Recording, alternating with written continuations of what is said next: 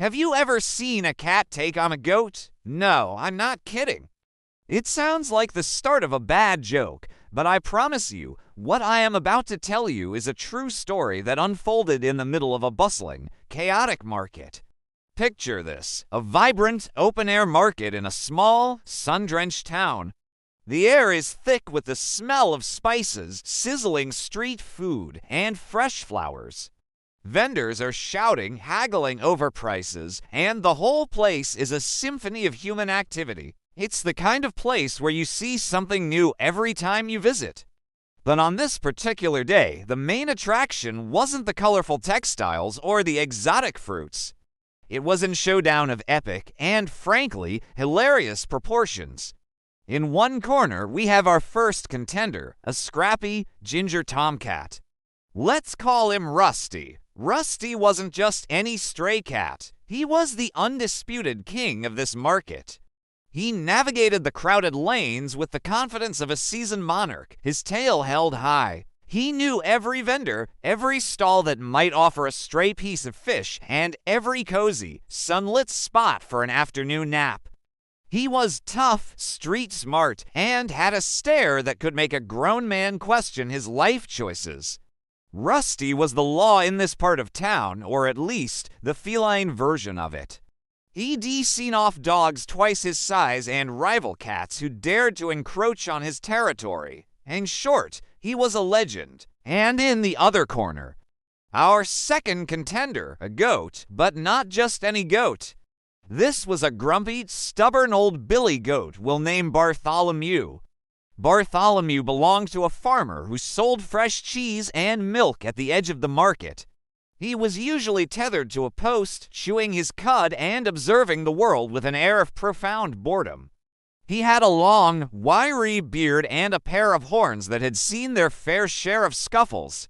Bartholomew was known for his bad temper and his complete disregard for personal space. If you got too close, you might get a headbutt for your troubles.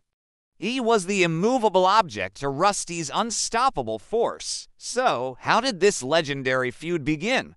It all started over a cabbage. Yes, a humble green cabbage. One sweltering afternoon, a vendor was unloading a cart of fresh vegetables.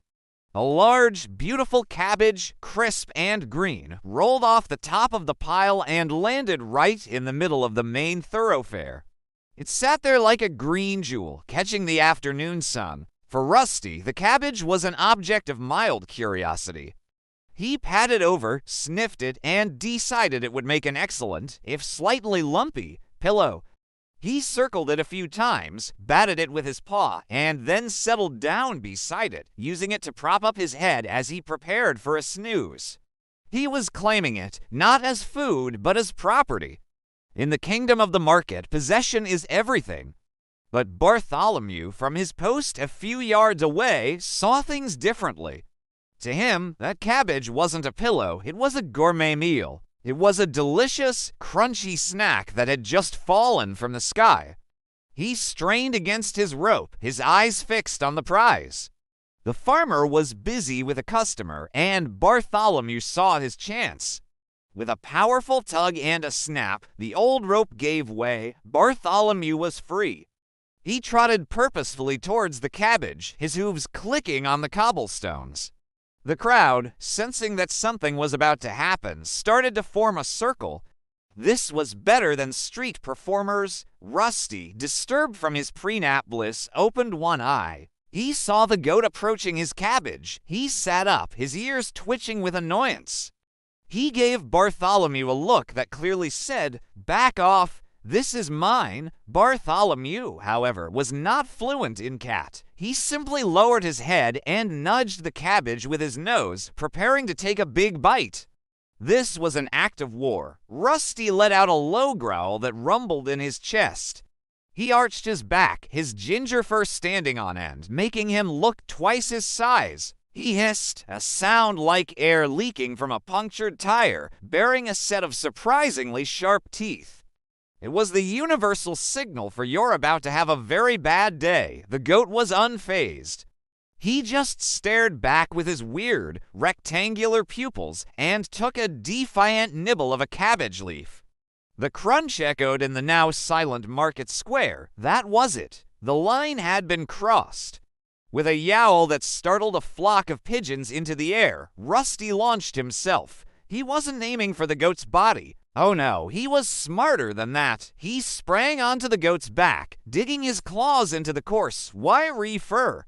Bartholomew let out a surprised bah and bucked wildly, trying to shake the furious furball off his back.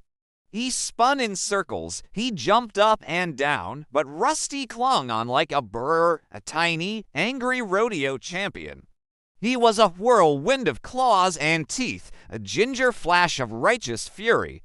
The crowd roared with laughter and cheers. Baits were probably being made. People were pulling out their phones, trying to capture the ridiculous spectacle. The farmer, finally noticing his goat was on a rampage, started shouting and running towards the commotion. Bartholomew, in a panic, decided his best defense was a good offense. He charged. Not at Rusty, whom he couldn't reach, but at the nearest thing, a stall selling pottery. Vases and bowls went flying, shattering on the ground with a series of expensive-sounding crashes. The potter screamed. Rusty, still clinging on for dear life, was now an unwilling participant in a destructive spree. They careened through the market like a runaway train. They knocked over a basket of apples, sending them rolling in every direction. They ran straight through a display of silk scarves, which billowed around them like a colorful cape. Bartholomew, desperate to get the cat off, tried to scrape him off against a wall. But Rusty was agile. He just scrambled up higher, right onto the goat's head, sitting between his horns like a furry, angry crown. From this new vantage point, Rusty began batting at Bartholomew's eyes. This, understandably, did not improve the goat's mood or his navigation skills. Now partially blinded and thoroughly infuriated, Bartholomew charged blindly forward, right towards the market's central fountain.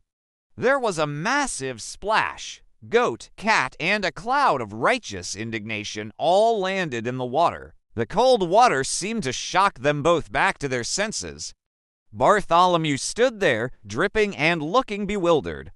Rusty, sputtering and looking absolutely furious, swam the short distance to the edge of the fountain, hauled his soaked body out, and gave the goat one last, withering glare that promised swift and terrible vengeance.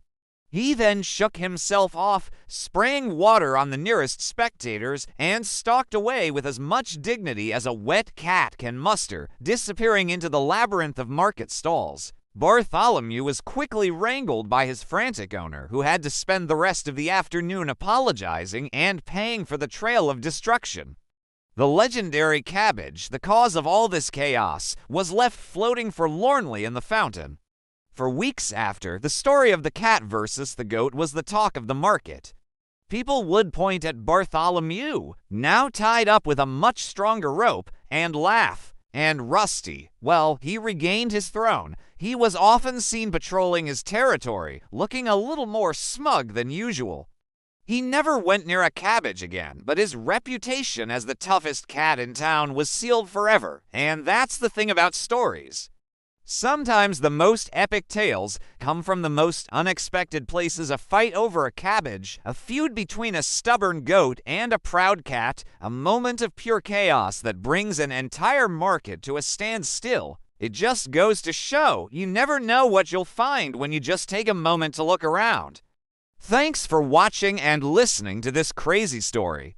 If you've ever witnessed an unlikely animal showdown, tell us about it in the comments below. And don't forget to like and subscribe for more tales from the wilder side of life. See you next time.